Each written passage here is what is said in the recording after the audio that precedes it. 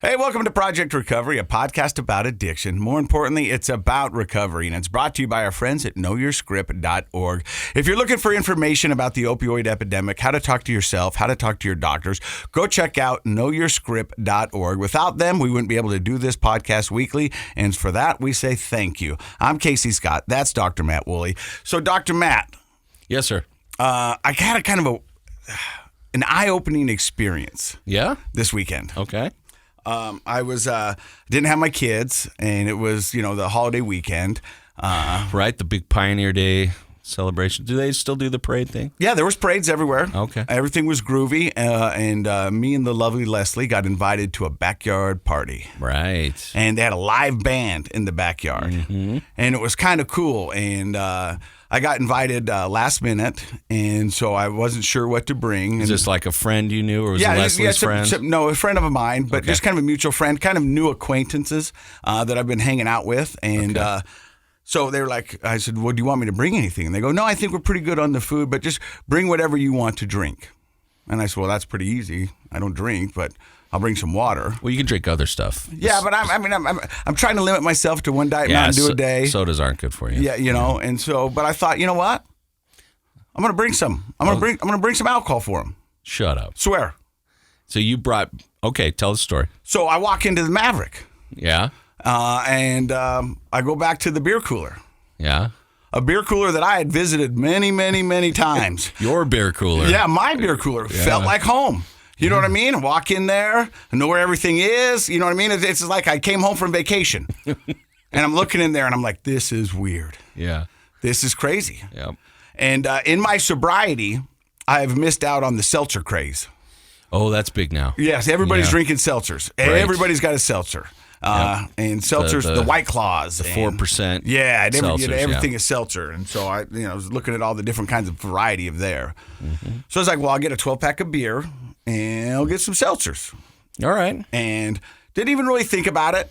Walked up to the counter. And it's been almost 3 years since you've been in any beer cooler. Any beer cooler. Right. I don't have a need to go into a beer cooler. Right. But I thought, I'm going to bring some libations.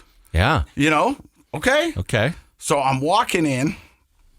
I put the cooler down, put the beer on the counter, ring it up. Mm-hmm. As I'm walking out, somebody's walking in. They look at me, I look at them, and they go, hey, Casey. I go, hey. They go, love your podcast. I go, thanks. They look down at the beer, they look up at me, and then they just walk in. Yeah. So then I get in the car, right? And lovely Leslie's sitting next to me, and I'm talking to her, and I'm going, right. I almost wanted to turn the car off and go run back there and explain it to him. Right. And go, hey, look, this is what I'm doing. I'm still sober. But then I stopped, and I go, you know what? I don't feel like I need to. Okay.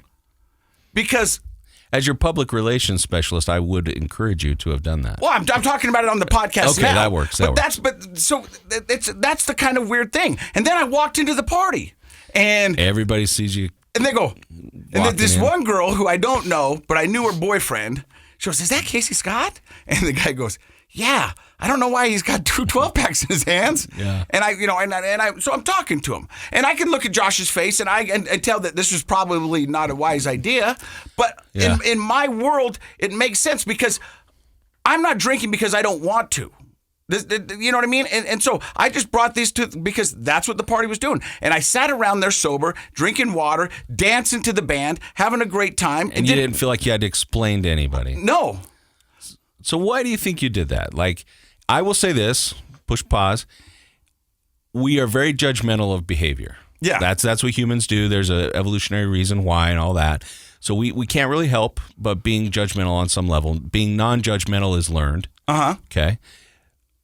But if you can be non-judgmental about the behavior, you can say every behavior has a purpose. Don't judge it. Just try to know the reason. Why did that happen? Why did something happen? So you went in. You could have just come with some waters or some sodas, but you brought the alcohol. Mm-hmm. Why do you think you felt the need to do that? Maybe to prove a point. To who? And what point? Well, it's interesting that you bring this up. Maybe to the people at the party, going, hey, look, I'm okay. And I'm not going to be here talking to you guys about sobriety. Sort of like a test of strength. I can carry these in and have them around me, but not drink them. Maybe a little bit of that, and go, hey, look. And that's the thing is I don't want to be judged, just without knowing the whole facts. And have somebody go, well, he does this podcast. He promotes sobriety. He promotes recovery, which I do. But I'm not anti-alcohol because I'm anti-alcohol for me. Yeah. Because I had a problem with it. And if somebody else seems to be able to do great, hey, that's great. And I like the debauchery. I like the people there. I like the craziness. I mean, I did. And not once was I ever tempted to have a beer, to have a shot, to do anything. I just sat there with the lovely Leslie. We listened to the band. We danced. We had a good time. And at 10:30, when it started to get crazy, I looked at Leslie and I go, time to go. She goes, all right. We got in the car and we went. And then on the way home, I was sitting talking to Leslie. And I was like, what was weird? And normally when I say that, she just doesn't say anything because she knows I'm about to say something else. Yeah. And I go, at that party, I maybe saw 2 to 3 people that were out of control, that had too much to drink. Okay. The rest of the people... How many people do you think were there? 60. Oh, wow. Okay. The rest of the people drank like gentlemen. Just had a normal amount. Yeah, you know what I mean? Just had a cocktail or had a beer, sat down on their lawn chairs and talked. And I thought, where would I have been 3 years ago? There would have been 4 out-of-control people at that party. Yeah.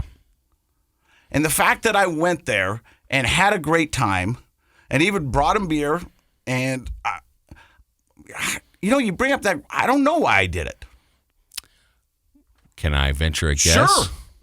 I don't think it has to do with proving it to anybody else. I think that's a proof to yourself. And the reason I say that is there's a theme that's come up on our show when you talk about this, and the theme is I can still go to places with alcohol. Starting at the very beginning when your mom said, we're having a family party, we'll make sure nobody's drinking, and you were just maybe a week out of, or a few days out of rehab, and you said, no, that's not how I'm going to do this. I think you were testing yourself. I think you sometimes feel like maybe you need to prove to yourself that I can be that close to the alcohol and not use it. And I think a lot of people listen to this and go, hey, that's a dangerous game. But I don't know any other way to do it. You know what I mean? And well, the question is, why do you feel like you need to prove it to yourself? Because I don't think you need to prove it to anybody else. Everyone else was surprised to see you with the booze in hand. Yeah. And you coming up on 3 years. You've been super public about it. I think everyone got the point. I think that was for you. And that's my question is, why do you think you need to prove it to yourself still? I don't know. I'll probably have to think about that. Okay. I mean, I don't have an answer, right. I don't have an answer. I think there might be an element of self-check. And I think this is what a lot of people in recovery go through is occasionally they have to kind of double down and do a self-check and like, how am I doing? Where am I at? Am I really happy with doing things this way? Am I really happy being the sober guy at the non-sober party? And the answer to that is yes. Well, and then maybe that's part of the purpose of doing that check with yourself, proving it to yourself. I can act, because that's a new thing. You just did something that you used to do daily yeah, daily. It was daily. Yeah. I mean, I didn't want to put numbers in your mouth, but I think that's daily, right? Yeah. For a lot of years, and especially those last few years. And you haven't done it in 3 years. So that's a new behavior for you to go in and purchase alcohol and carry it out, into your car. Some people would say that's sort of, it's an association. It could be even a little PTSD-ish because that was a behavior that happened right before you had your DUI. You went in, you bought the beer, you went out to your car, and then we know what happened. Yeah. So you did it this time, but you stayed in control, didn't drink the alcohol, gave it away when you got to the party. So I don't know. I mean, I'm not criticizing, and I'm just saying sometimes it's good to be non-judgmental and ask yourself, what purpose did my behavior serve? If you're listening to this show and you say, oh, there's no purpose, no. Every behavior has a purpose. It may not be a healthy purpose, but every behavior has a purpose. And if you're going to be insightful about yourself, if you're going to maintain something as hard to earn as sobriety and recovery, then you need to understand why you do what you do. And people might be asking, Casey, why are you telling this story on the radio show and the podcast? Because I promised you one thing when I started this. I'd be honest with you. Right. And that's what I'm doing. And so I do value your opinion and talking with you. And I even told Leslie, I just found out what we're talking about at the first 10 minutes of the podcast. I said, this is what we're going to talk about. Yeah. Because that's the thing is that when people see me at the party, and I go to parties, and majority of the parties, there's some sort of alcohol there. Right. And the crazy thing that happens, and it happens without a doubt at every single party, I usually end up talking to 4 or 5 people who want to know how I did it and how I'm doing it. And so, they go, yeah, I think I might be drinking too much. And I go, well, the fact that you're asking me that, probably a good sign that you are. Good sign, and I go, the thing, like I wouldn't go to a party right out of the get-go like that because I don't know if I was strong enough. I didn't have the tools, but I felt 100% confident that I was not going to drink. And I feel that every morning I get up, I go, I'm not going to drink. And it doesn't even cross my mind. So I just thought that I would bring this up to you, and it's good. I'm glad you brought it up. I don't know if people think there's an ulterior motive to sharing that on the show. I think that sharing our experiences is what's making the recovery community grow. And we have outlets for it now. We have social media. That's finally a good use for social media. And we have podcasts, and we have other television and radio programs and things. And it's because people are talking about it. You know what it was like when we were growing up? People didn't talk about it. No. Nobody was like proud of themselves on a public platform that they weren't, drinking. Celebrities were not coming out and talking about their problems and sobriety. We just knew our rock star favorites went to rehab and then they were back, and nobody talked about if they were sober or not. And I think sharing your experience, and I like the fact that you said it's not for everybody necessarily. Like, that was a pretty risky thing you did for somebody. For you, it worked out. It didn't seem risky. It did. I can tell you that. I think your unconscious mind, though, wanted to test yourself. That's what I'm saying. I can tell you right now, I did not consider it a risky move when I did it, or consciously. But I bet you there was. So you're talking to the guy who believes / knows we have conscious mind, and we have a preconscious and an unconscious mind, and it's that unconscious mind sometimes gets in the driver's seat, and that's where we end up doing some things that are productive or unproductive that we weren't really planning on. And I think maybe that unconscious mind of yours was like, could I do that? Could I test myself? Can I push myself? You went to Mexico. You didn't drink. That was a first. Yeah. Right? And I've been to Vegas twice and haven't drank. But, and that's an accomplishment for almost anybody, but especially for you. And now it was like, can I walk into my old stomping grounds? Can I go into the cave of beer and get me some alcohol and not drink it? I just feel like there was probably something inside of you that felt like you needed to test it. And I don't think that is for everybody all the time. I'm not suggesting people rush out and do that. But I can hear our good friend Rob Eastman, Coach Rob Eastman, saying, sit in a barbershop long enough, get a haircut. Yeah. What I mean? And like right now, he's like, you're an idiot. And there's some real truth to that. Yeah. And so, but like I want to say, everyone's recovery is different. What works for me might not work for you. So don't do things that I've done because you think it's going to work. Find your way up sober mountain. Agreed. But take the inspiration from what Casey has done, from what other people have done. That's what you want to do. You need to find your own way, but the inspiration is what we share with each other. And we're going to have a great story today on the podcast about, and that won't be exactly like anybody else's experience because it's his own. But they'll have some similarities. And you can walk away feeling inspired, even if you don't end up doing the same things that he did or that Casey did. Last question. Yeah. On a scale of 1 to 10, comparing it to past drunken, you use the word debauchery, which is just one of my all-time favorite words. The debauchery of past parties. Yeah. How much fun did you have at this party sober? 10. Really? Because I woke up. I didn't have to make any apologies. Okay, pump the brakes. But at the party itself, how much fun were you having at the party? 10. Okay. I really was having a 10. I was bouncing back and forth from group to group. I was dancing with the lovely Leslie. I was listening to music. I was surrounded by friends and peers, and I had a blast. And how was Sunday for you? It was awesome. I didn't wake up with a hangover. I didn't have to apologize to anybody, and I made my 8 o'clock tea time no problem. Awesome. How'd you golf?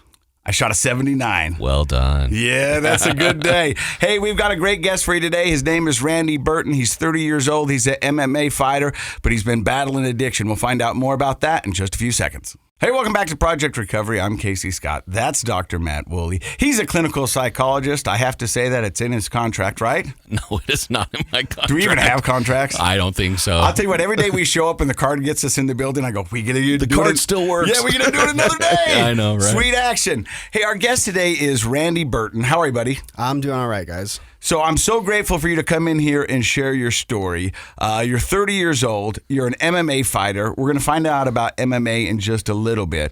But where does the story of Randy begin? So yeah, I'm 30 years old, and I had just turned 30 February.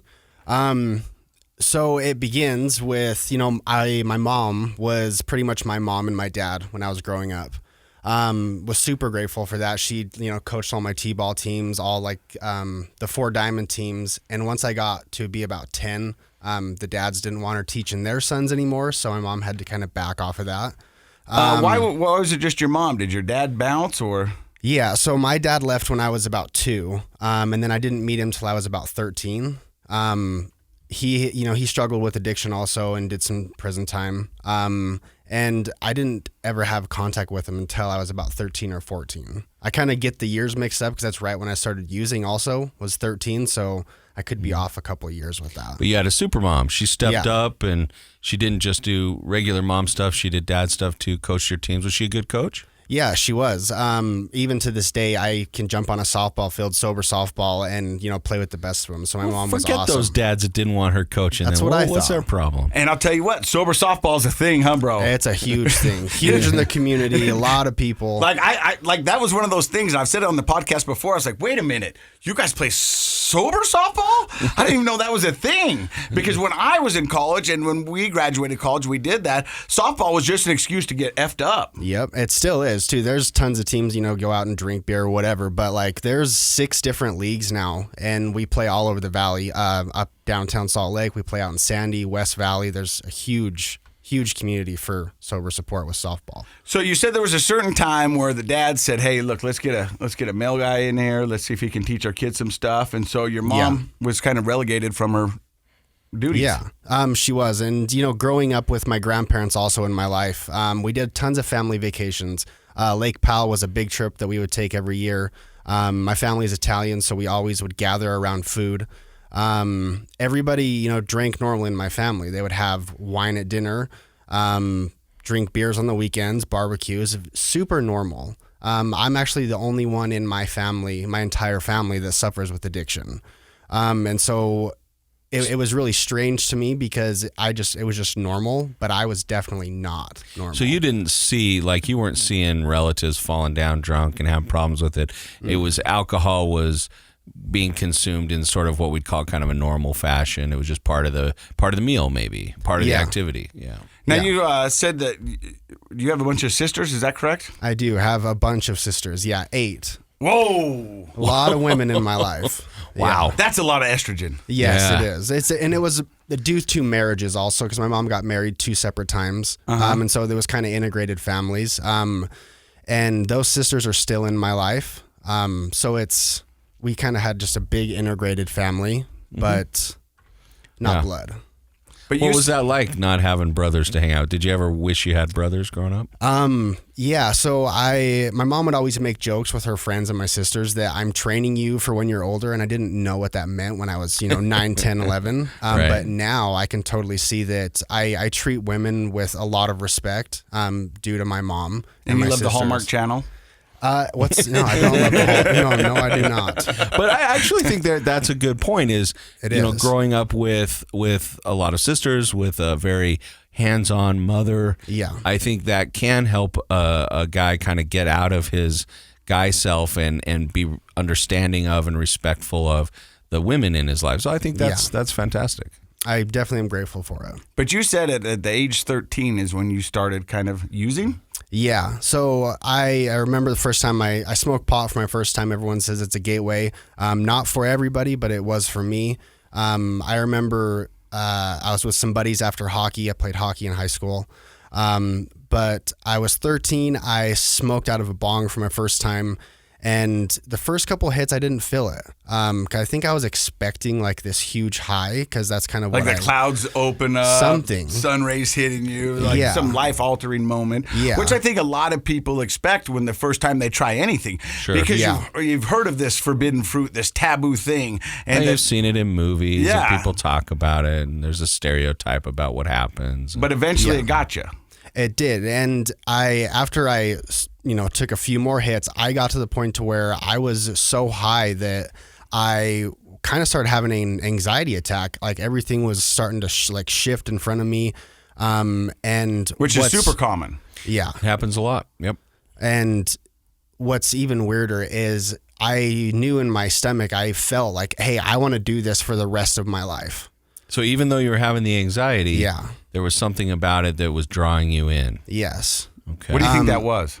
I know for me, growing up, I was the kid that was headbutting paper towel dispensers. I was snorting pixie sticks. I was pumping the lead out of the lead pencils, acting like I was shooting up. So I was always looking for a rise out of people. I was always wanting to be seen. I was always wanting to be heard, and I didn't feel like I ever had a voice. And so when I started smoking, it made me comfortable. I started feeling like I could connect with people. I started feeling like I could look at myself and I mattered. And I can totally look back from the years of treatment that I've done and realize that a lot of it was the abandonment from my father. I've read a few psychology books too, and understanding that implicit and the explicit memory when you're forming as a child, I didn't realize that that's where my abandonment came from. And I've done a lot of treatment and a lot of self-help to understand that for myself and then to accept that.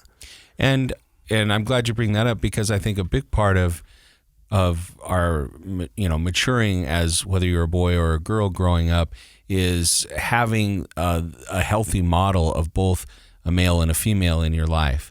And in your case, not having a healthy male role model right there in the house would, and it does for a lot, because this is the case for a lot of boys, they kind of get into hyper masculinity, like trying to do shocking or crazy or super tough guy stuff. And so, butting that was me. all that kind of stuff. And so I can see how that on the one hand, having all the women in your life growing up was helpful in that regard, but you definitely were behind the eight ball or without direction for how to grow up in a healthy way as a man. And so you start, little boys who grow up without a healthy male role model in their household will often turn to, what are my friends doing? What's going on TV shows, what looks like the manly thing to do. And they become like hyper in that pursuit. Before we started the show, though, we were talking about some other stuff, and you also shared, in addition to obviously the abandonment issues, which were probably the primary reason that was going on for you, there was a secondary reason, I think, and you mentioned that you came late into puberty and you were a lot smaller maybe than other kids, because what's happening at 12 and 13, right? That's prime time where boys are starting to shoot up.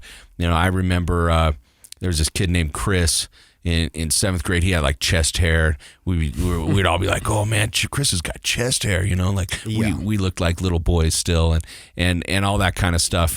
And do you think that affected you being smaller and kind of late to puberty? I definitely think it did. I was in 10th grade. I was about 5'7" and 112 pounds. I know that because that's when I wrestled. Okay, so you know exactly what you weighed. Yeah. And what are you now? I'm 180 and I'm 6 foot. Yeah, he's a lot bigger now. And an MMA fighter. But we've talked about this on the show, I think, a little bit when it comes to development, and that's that prime identity development. Who am I? Dad's not around. That's pretty rough. The other piece is, how do I fit in with everybody else? And boys who are late maturers struggle. Early mature boys are better off than late mature boys. And the reason for that is you kind of feel like a little kid and you want to feel tough and manly in junior high. No, I get it. So at 13, you tried weed for the first time. Where did it go from there? So after I did smoked weed, me and my friends would pretty much, ditch school or leave early from school, and we would smoke every single day. At about 15 is when I started dabbling, taking Xanax, and I started taking mushrooms. And once again, same thing with the weed. I, took these pills and these mushrooms, these hallucinogens, and immediately I loved it.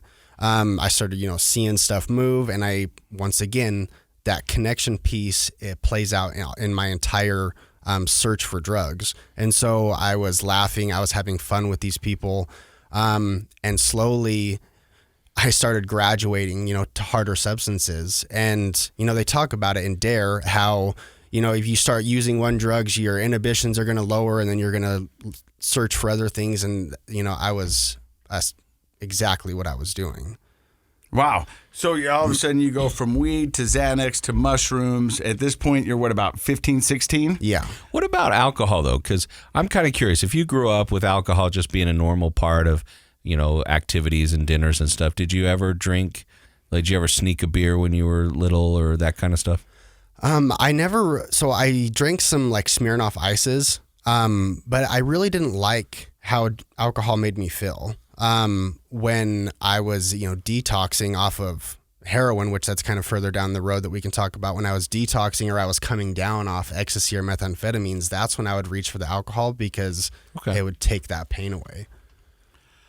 Wow. I mean, that kind of just jumped forward. So we know where we're going, but how do we get from 16 years old to heroin? Yeah, talk about high school. What was high school like? High school, I was definitely in kind of the more popular crowd. I had a lot of friends, but I was always like the outcast. My friends had girlfriends, and I was always the one that was acting out, and I was trying to, prove a point.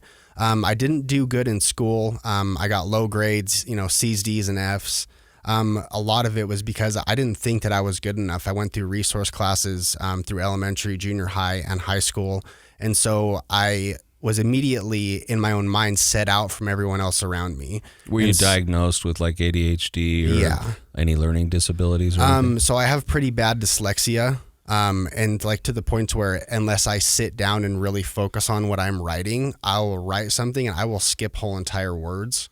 And so I definitely didn't feel like I was okay. And even to this day, I don't write if I don't have to. Okay. So going through school and always needing this acceptance from everybody else around me, when I started finding the drugs, school and everything else became secondary.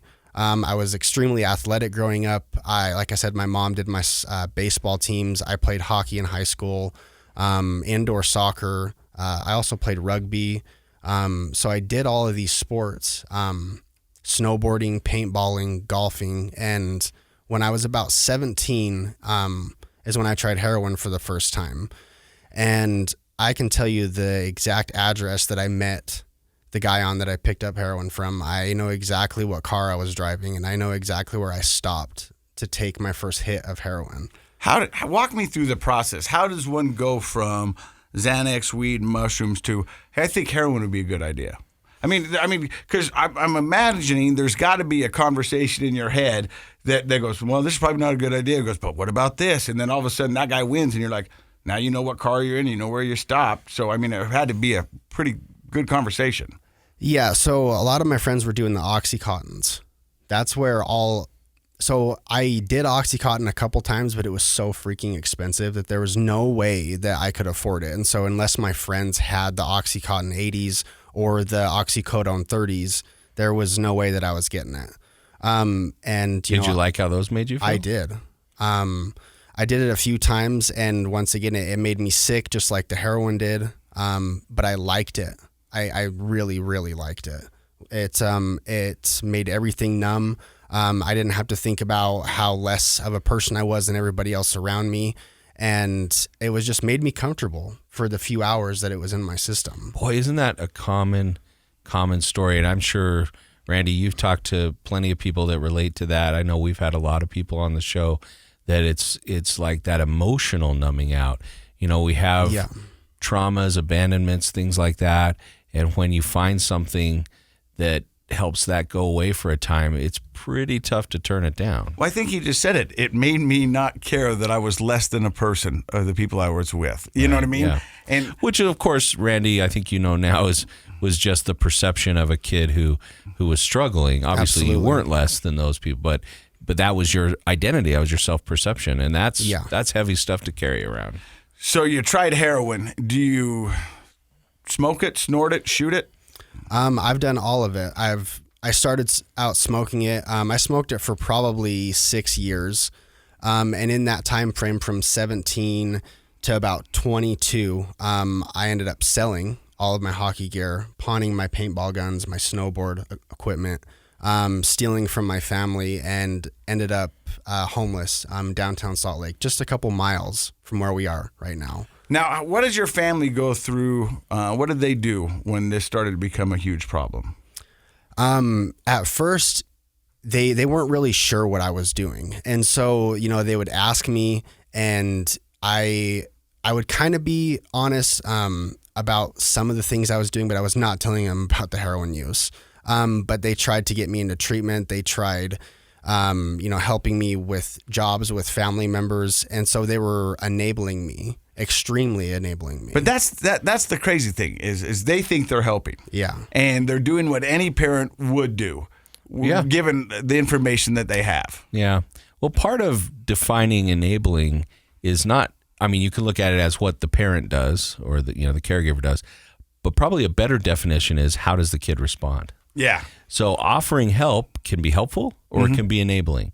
It depends on how the person responds, right? That's interesting. Yeah, you're exactly right, though. It's how I'm taking the help. So that's why we want to be a little careful not to blame parents that jump in and try to rescue and help, because maybe that behavior with a different person in a different time would have resulted in success, right? Yeah. And so we have to be a little careful. After a while, though, then the parents or whoever it is, they do need to pump the brakes and realize, hang on, this isn't working out. And that's what it sounded like Randy's parents did, because you ended up homeless. They definitely did do that. And you're exactly right with how was I accepting the help? I really wasn't ready to quit. I was lying by omission with everything that I was doing. So ultimately, I was willing to take the help just so they would get off of my back about everything. And so I was immediately manipulating and justifying what I was doing. And it got to the point to where I would get a little bit clean. I would start to look healthier. And then I would start asking them for money again. And then right back down the hole I would go. A vicious cycle. Yeah.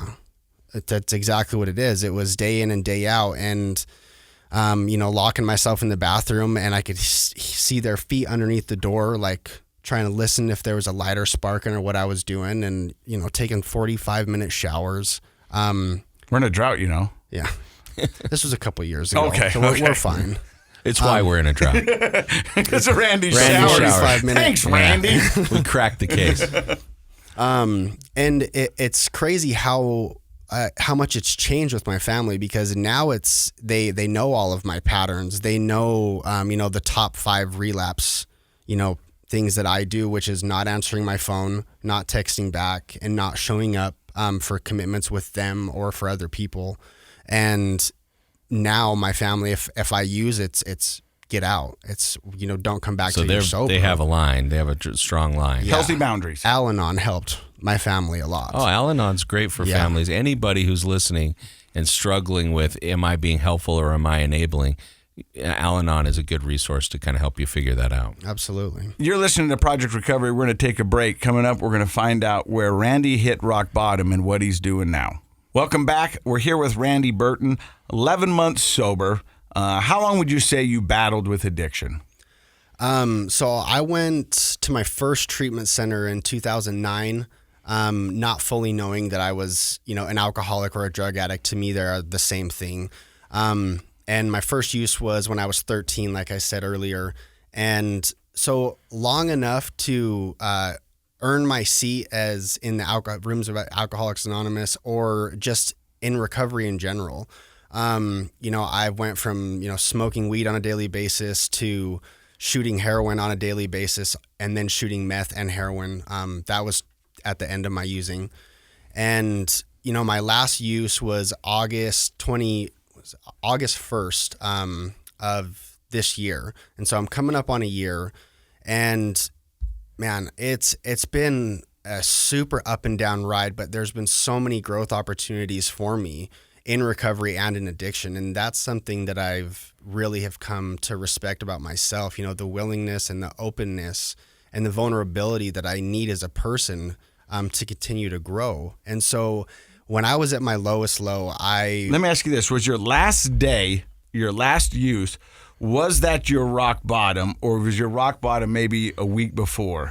It was probably 4 months before that. See, I think that's interesting to bring up because a lot of people think that the rock bottom is your rock bottom the next day, you know, is when you move. But there's still a lot to process in between there. There's a lot of ducks to get in a row. There's a lot of what you call pre-contemplation, right, and going, okay, this is stages of behavior change, and you everybody has to work through them. Yeah. So walk me through your rock bottom. Okay, so my rock bottom so I was in Midvale, around all the hotels right there off of 7200 South. It's very well known for people like me. And that's just outside of Salt Lake for listeners outside of the state. Yeah. Yep. And I remember it was the end of summer, right into fall, and I remember it kind of started raining, and it's that cold fall rain. I was behind the Savers on 7200 South, and I had, thankfully, there was, you know, 2 big fridge boxes that were back there. I cut one of the fridge boxes in half. You know, there was plastic in the fridge box, and so I, you know, stacked the fridge boxes up on top of each other, made myself like a little nook, a little house, whatever you want to call it, put the plastic over so I didn't get wet. How long had you been homeless at that point? Probably 4 or 5 months. So real hot, nice summer days, you know, getting high, being miserable. But towards that end, I was getting to where I was getting sick if I wasn't using the heroin every single, you know, 2 or 3 hours. And with that rain and the mixture of walking around, you know, up and down 72 trying to find drugs, and the bottoms of my feet were almost completely deteriorated from the meth that I was shooting so often, and from the walking that I couldn't take a few steps without stopping. So you were shooting into your feet? Into my arms. Okay. And the acetone in the meth shoots through your body, and it will come out of your feet. So it was eating the bottoms of my feet off. And I'm guessing you didn't really have money. So how were you getting your drugs at that time? I was panhandling. Me and Casey talked about, you know, that silver tongue. Even though I was in addiction and I looked, you know, like death warmed over, I was able to approach certain people and ask them for money.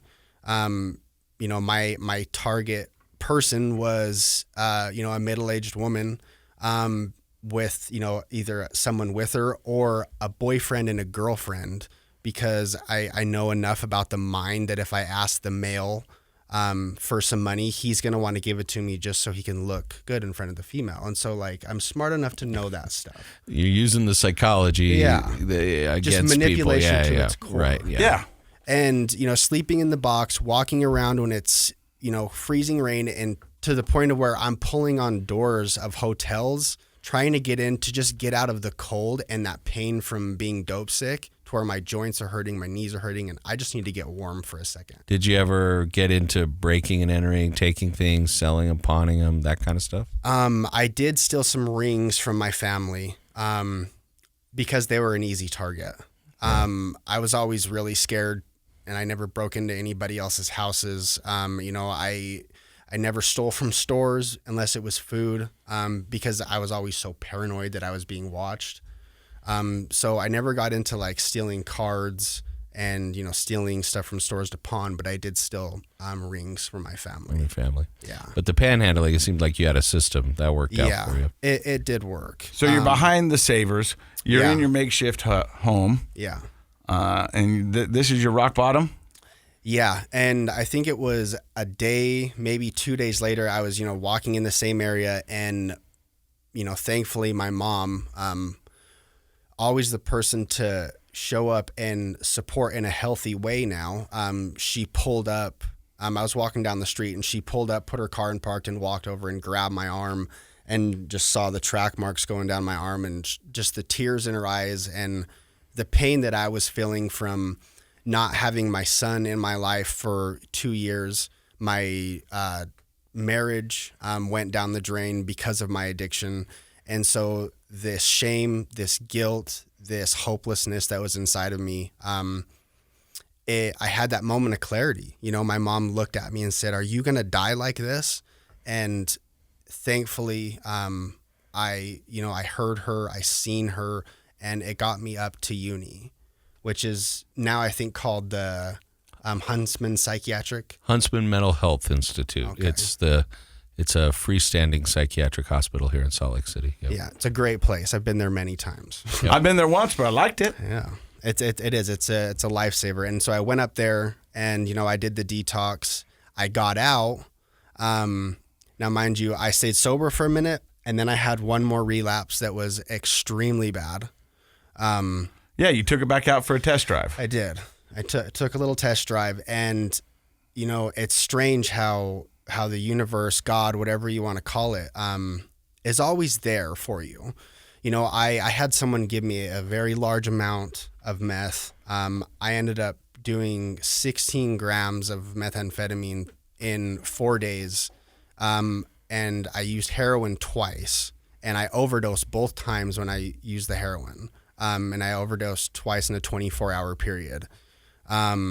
Thankfully, the people that I was with, the first time they had Narcan, the second time they didn't have Narcan, and they pretty much drugged me back into the hotel room and threw me in the cold shower and hoped I woke up.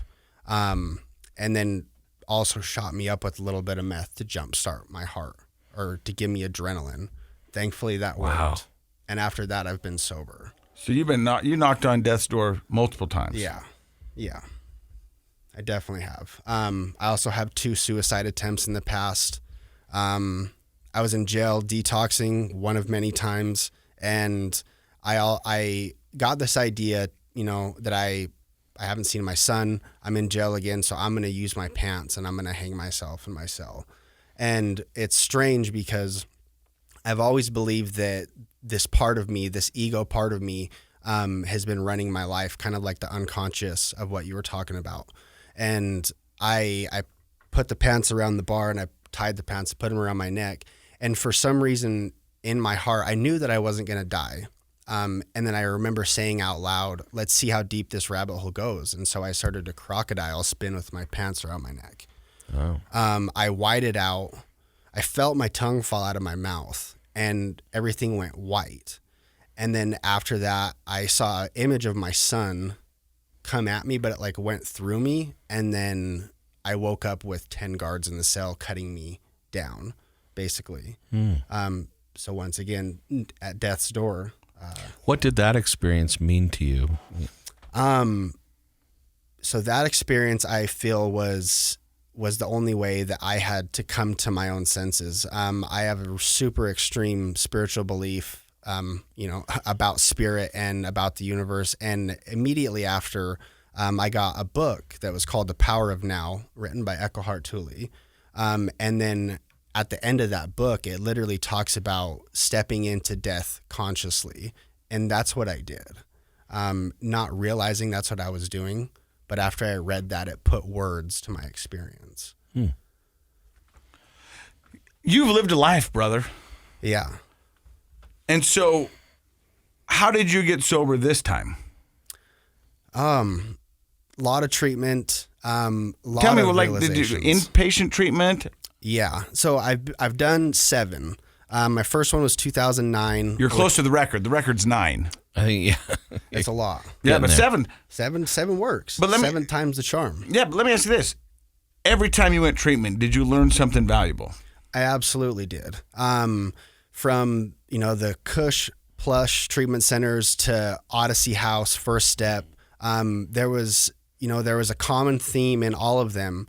It was willingness to do the next right thing, honesty, and just being open, to new experiences and connection. Those were the big major things that I've learned. We say this on the podcast all the time. The opposite of addiction isn't abstinence. The opposite of addiction is connection. Yeah. And you have found out through your 7 times in recovery that connection is so important. So you found something that connected with you. What was that? like-minded people. You know, I was in the rooms doing the AA stuff for quite a long time, and I found people that were, you know, working to better themselves, working to be sober. And then over time, Eastman Fitness came about, FTR came about, Fit to Recover, and these communities were bringing people together, you know, doing service opportunities, showing up when you don't want to show up. There's little things that these communities have in common, and then the people that are involved with them. You know, Ian Acker is an amazing person, and he was, you know, my sponsor at one point. Taught me a lot about showing up no matter what, because it was hard for me to show up for a long, long time. And what he brought, his energy that he brought was, you know, very accepting. There was a gentleness about him. Even when you shook his hand, you could feel that there was a softness in his heart. And that's what I needed. I needed people that were going to love me when I couldn't love myself, and people that were not, Rob Eastman says this, people that are no men, not yes men, because the yes men are going to keep me in my addiction. People that validate me, people that pat me on the back when what I need to hear is, you know, the real honest truth. You're messing up. You're doing stupid stuff. Yeah. Those are true friends. Rob, a few times would call my relapses. He'd be like, "You're going to relapse, dude. You're on the path." And I'm not. I'm good. I got this. Famous last words. I got this. Yeah. Months later, I was gone, homeless, back on the cycle. And I look back and, with the willingness, you know, if I'm willing to be open to listen to people, that's going to show how willing I am to be sober to change my life. People are here to help me. So how do you go from barefoot, walking on 7200 South, homeless, acetone eating through the bottom of your feet, to stepping into an MMA ring? So I've always loved fighting. You know, I grew up fighting in school, you know, headbutt and paper towel dispensers. It was always just really natural for me to fight. I wasn't a fight starter. I just was a fight finisher. And I think that's how you win. Yeah. Yeah. I'm pretty sure. Last man I'm not standing. a fighter. Yeah. I'm a lover, not a fighter, but I think that's how you win. Yeah. You can be a lover and a fighter. Yeah. Okay, It's cool. possible. So 2013, I got with a buddy named Johnny McGee. He kind of, you know, told me about some MMA gyms in the Valley. And so I went and kind of checked them out. And I fell in love with it. And I think internally, from my own beliefs, you know, I've been a warrior, in past lifetimes. And so I feel like it's just natural for me to get into the ring with somebody or to square up with somebody, and, you know, time literally starts to slow down and I can move any way that I want. It's almost like an artist when they paint. I feel extremely free and I feel extremely connected, hyper-focused. And when I started going to the MMA gyms, that spark inside of me that I was looking for with drugs, that spark inside of me that I was looking for to be seen, kind of started to flame a little bit. And, you know, fast forwarding a little bit, I went to 4 or 5 different gyms. I found my home at Eastman Fitness, and, you know, Rob's taught me a ton of stuff, not just from wrestling or striking, but just from life. And getting into the actual ring was something that I was not nervous at all for. It was almost like I had already done this before. That's how I felt. When they locked the bolt, very surreal and almost like a deja vu. And, you know, getting in there and the hard work, the consistency, the commitment, the integrity that comes with training at that level, is something that you have to build and find. It's not just in somebody. It's a lot of process of pain and suffering. Breaking through the suffering and getting to that other side is ultimately what I feel like life is about, but fighting has taught me those concepts. And let's go a little further into your kind of metaphysical and spiritual beliefs. You're wearing a really cool necklace that I was commenting on. Tell us a little bit about that, and then tell us how that metaphysical and spiritual beliefs, how has that helped your process of recovery?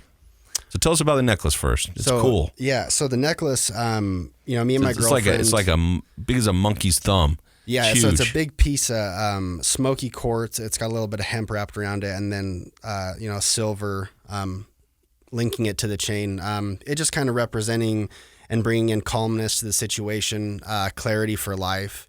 And, I wear this because it just reminds me, where I'm at and what I'm doing, because that calm nature, that mindfulness nature, that being, that human being instead of a human doing, that's what a lot of people are about nowadays. If I get these tasks done, then I'm going to feel better. But the being is being lost. And I feel like in my recovery, being able to slow stuff down and being able to be present in the moment is something that I've been working on for a long time. And that's kind of what drugs gave me also. They gave me that sense of peace and knowing that I was okay. The spirituality side for me in recovery it's grown immensely. I look back on my own patterns and understanding how much my ego and my pride played a part in what I was doing, and then how much I had to prove to other people that I was good enough. Kind of like what Casey was talking about with the beer situation. I think it was totally normal for you to want to go back inside and be like, hey, this is what I'm doing, because internally, like, we want to show that we're doing okay. And then I really loved how you said, I don't have to go do that because I don't have to prove to anybody today, because in my heart, I know what the real answer is. Branching off into my own beliefs about religion and about spirituality, and how I hear people contradicting themselves and saying this religion's bad, that religion's bad, your path is wrong. If you're a true spiritual person, how ignorant would I be to tell you how or what or who God is? And I think when I understood that concept for myself, that everybody's path is their own, just like a perspective, and being able to walk your own path and live your own life and give your own merit for the gratitude of what you have is ultimately what we're here for. Listening to that inner spirit, that inner voice, we all have that little angel and that devil on our shoulder, telling us to go right or left or to make, these choices. We're born with that, and I don't think it ever goes away, but the more you feed that dark side, the louder it's going to get. I know for me, listening to my spirit guides, praying on a regular basis, whatever your prayer looks like, I think just giving gratitude, understanding that the connection is real. And if I cloud my judgment, if I cloud my mind with substances, if I stop listening to my heart and stop listening to the people that love me unconditionally, then ultimately I'm going to continue to fall back into those patterns. I'll tell you what. That's well said. I was sitting there and I wanted to say hallelujah at the end, because you were saying all the right things, and it sounds like you have really put a lot of thought into this. And, through your pain and suffering, you've come to a better realization of who you are and what life's all about. I love the fact of the necklace. I love so much about you. I don't know if we've ever talked about this bracelet on the podcast. Frankie, actually, my daughter, gave me this when I was in rehab. The first time they came and saw me, which wasn't a good day, ended up being a great day.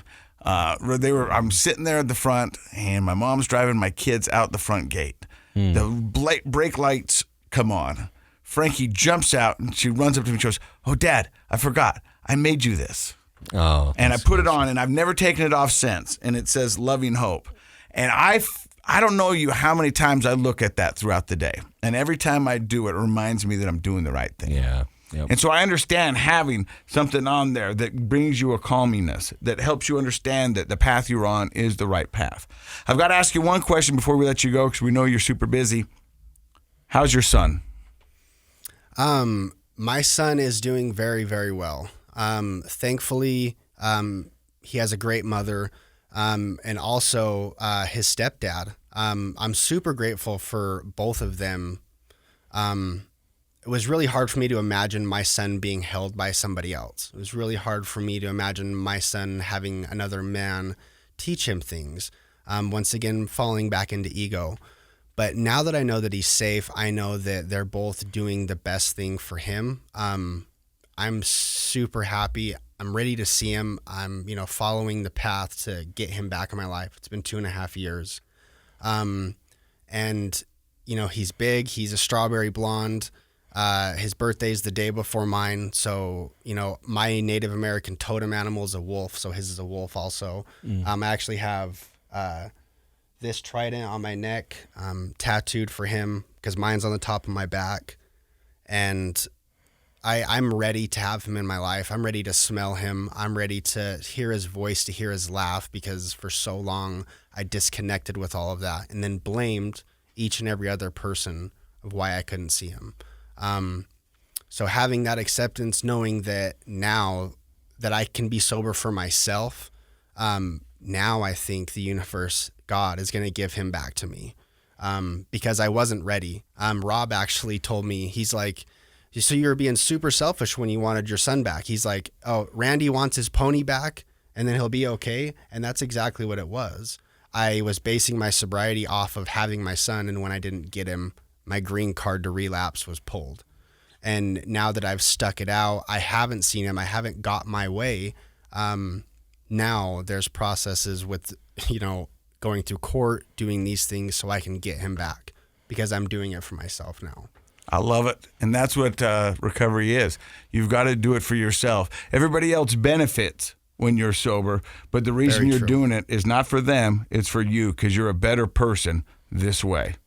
I appreciate you stopping by, Dr. Matt. Any last thoughts? I just love your energy. I can tell that what you're talking about is genuine and authentic, this person that you've become. And I think, not just for your son, but for other people, as you go forth and share that energy, it's going to be a real positive experience. So what I'd really love to do is check back with, I think Randy's one of those guests that is on, at the beginning of a really exciting journey. I'd love to check back with you in the future, if that's okay. Absolutely. Awesome. Thank you for stopping by. Thank you for listening. Don't forget, Project Recovery is brought to you by our friends at knowyourscript.org. And Project Recovery is what, Dr. Matt? It's a KSL podcast.